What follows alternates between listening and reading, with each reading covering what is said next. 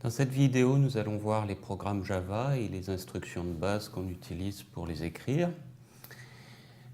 La structure minimale d'un programme, c'est celle-là. Donc on a un public class suivi d'un nom, du nom qu'on donne à notre programme. Donc ça, c'est au choix. Ensuite, public static void main, ça c'est imposé. Donc cette ligne-là est toujours présente dans les programmes. C'est la structure minimale avec juste une méthode main. Et ici, donc, une liste d'instructions. Des accolades fermantes, celle-ci pour fermer cette ouvrante-là, celle-là pour fermer l'ouvrante qui est là. Les déclarations de variables, donc premier type d'instruction, une déclaration de variable qui est un type, le type de la variable suivi du nom de la variable. Donc par exemple, int, nombre. Int, c'est le type des nombres entiers en Java. Nombre, c'est un nom que j'ai choisi pour ma variable. L'effet de la déclaration, c'est d'allouer de la mémoire pour la variable. Et si je la déclare de type int, ça va allouer 4 octets pour y ranger un nombre entier. Les variables en Java n'ont pas de valeur par défaut. Donc, si on veut pouvoir utiliser la variable, si on veut qu'il y ait quelque chose dedans, il faut lui affecter une valeur. On peut le faire lors de la déclaration, comme je l'ai fait par exemple ici, int nombre égale 128. Donc, ce égale 128, c'est l'affectation. Et donc, si je déclare ma variable comme ça, la mémoire est allouée et dans les 4 octets, il y a le nombre 128. Qu'est-ce qu'on a comme type? On a pour commencer ce qu'on appelle les types primitifs qui sont les valeurs de base atomiques du langage.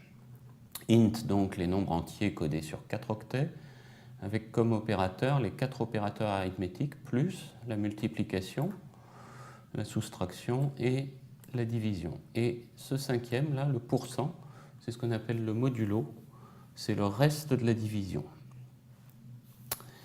Les valeurs littérales, elles s'écrivent comme on a l'habitude de le faire. Donc 123 est un int, 0 est un int, moins 59 est un int. Deuxième type, le type double pour les nombres à virgule, donc une approximation des réels codés sur 8 octets. Les opérateurs, c'est les opérateurs arithmétiques et les valeurs littérales, en voici quelques-unes, 123,12. 0.0. Oui, à noter là que je dis virgule, mais en fait c'est un point puisque c'est la notation américaine qui s'impose. Moins 59.056. Et ici une notation avec un E. Donc le 1,234 E2, c'est pour le E2 là, c'est pour 10 puissance 2. Donc c'est une autre notation pour 123.4. Autre type primitif, le type booléen, qui contient les valeurs de vérité, avec comme valeur littérale true pour vrai et false pour faux. Donc on les écrit, ces valeurs, on les écrit en toutes lettres. Et on a des opérateurs, on a le et logique qui se note comme ceci, avec deux esperluettes. Le ou se note avec 2 barres verticales, et le non se note avec un point d'exclamation. Et ce nom-là, le nom logique, c'est un nom qui a un seul opérande. Et donc le point d'exclamation se met avant la chose. Donc je peux par exemple écrire not true. C'est une façon d'écrire false. Le type char sont les caractères qui sont codés sur 2 octets et qui suivent la norme Unicode.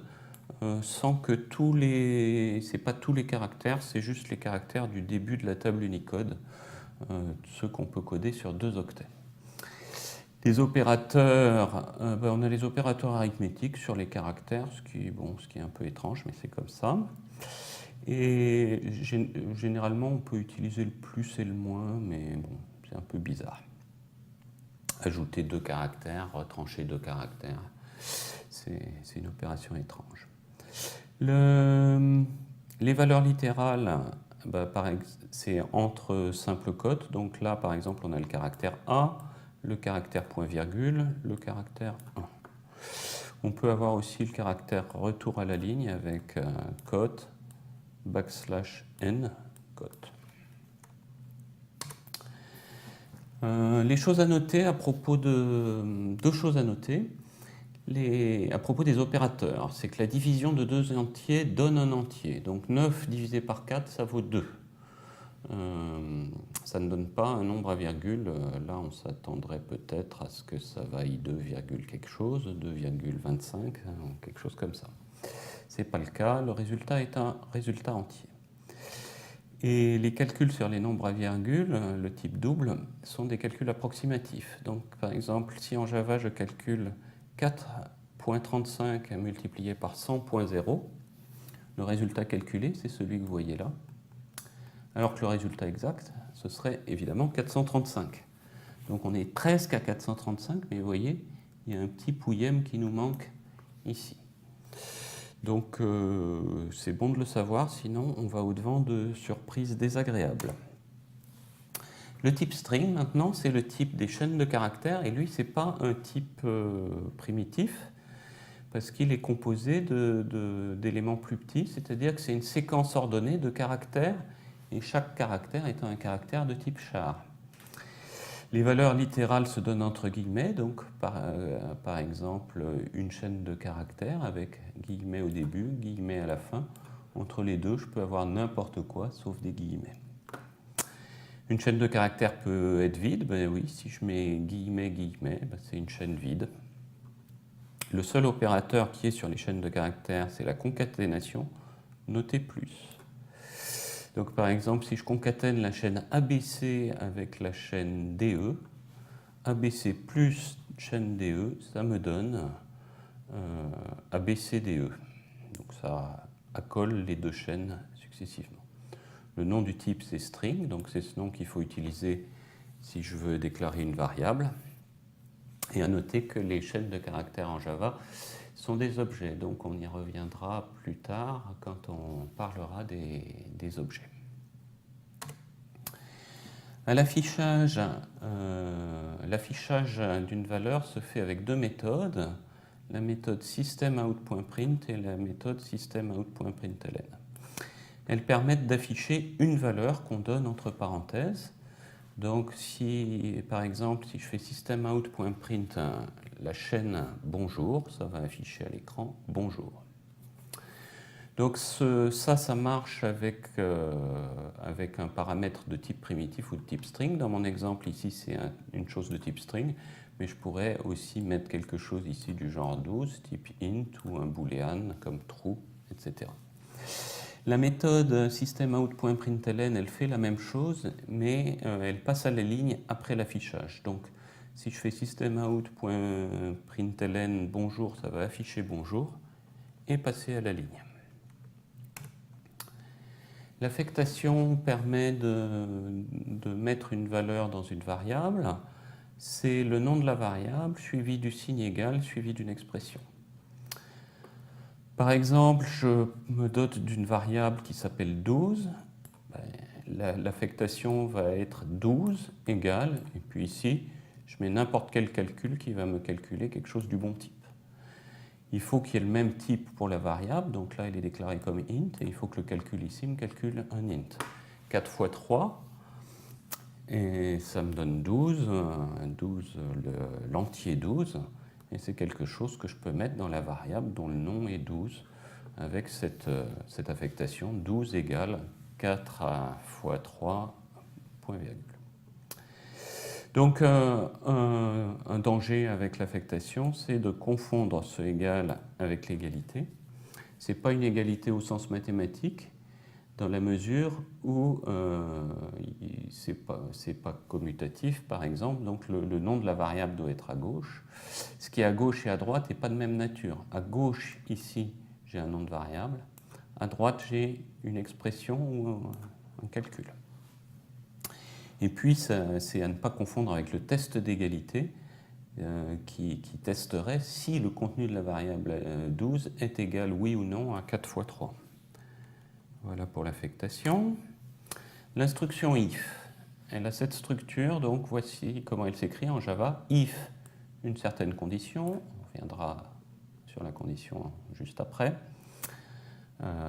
Instruction, donc entre les accolades ici et là, je mets autant d'instructions que je veux. Else, et rebelote, entre cette accolade et cette accolade, je mets autant d'instructions que je veux. Si la condition est vraie, ce sont celles-ci qui sont exécutées.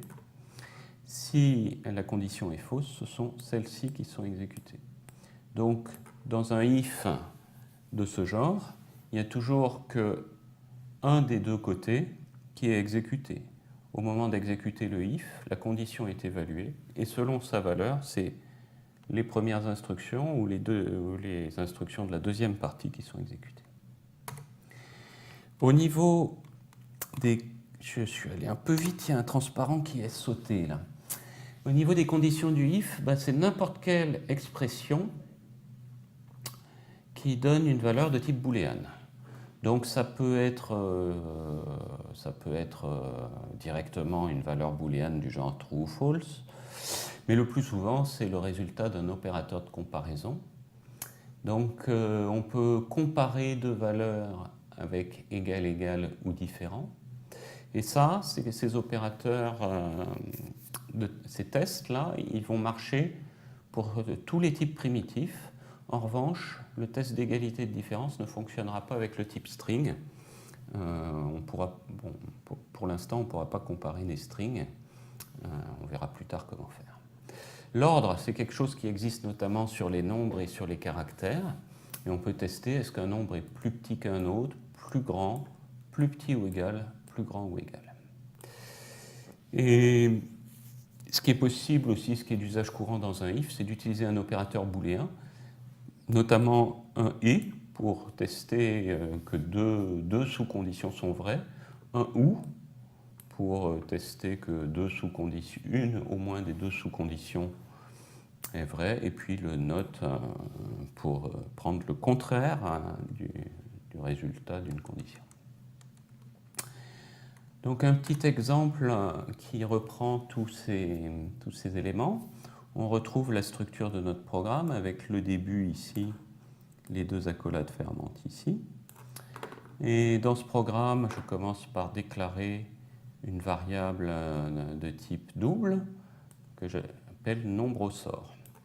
Ensuite, j'utilise ici une affectation. Dans nombre au sort, je mets le résultat d'une méthode. Math.random, c'est une méthode prédéfinie en Java qui va me renvoyer un nombre pseudo-aléatoire, un nombre tiré au sort, entre 0 et 1, un nombre à virgule donc, compris entre 0 et 1. Ça peut être 0, mais ça ne peut pas être 1. Donc 0 inclus, 1 exclu. Ensuite, j'affiche le message nombre tiré au sort, sans passage à la ligne. J'affiche le nombre, donc on voit là un affichage d'un string à cette ligne-là, un affichage d'un double à cette ligne-là. Comme il n'y a pas de guillemets ici, c'est le contenu de la variable nombre au sort qui va être affiché. Troisième affichage, je suis de traits. Et puis, si le nombre tiré au sort est inférieur à 0,5, il va afficher bonne humeur. Donc le je suis de trait complété avec bonne humeur, ça donnera je suis de très bonne humeur. Et si la condition ici est fausse, le programme affichera je suis de très mauvaise humeur. Donc c'est pour ça que ce programme, j'ai choisi de l'appeler taciturne, parce qu'il a une chance sur deux d'être de très bonne humeur et une chance sur deux d'être de très mauvaise humeur. Voilà, je vais m'arrêter ici pour cette vidéo, mais je vais reprendre dans une vidéo à suivre ce programme pour continuer l'apprentissage des instructions de Java.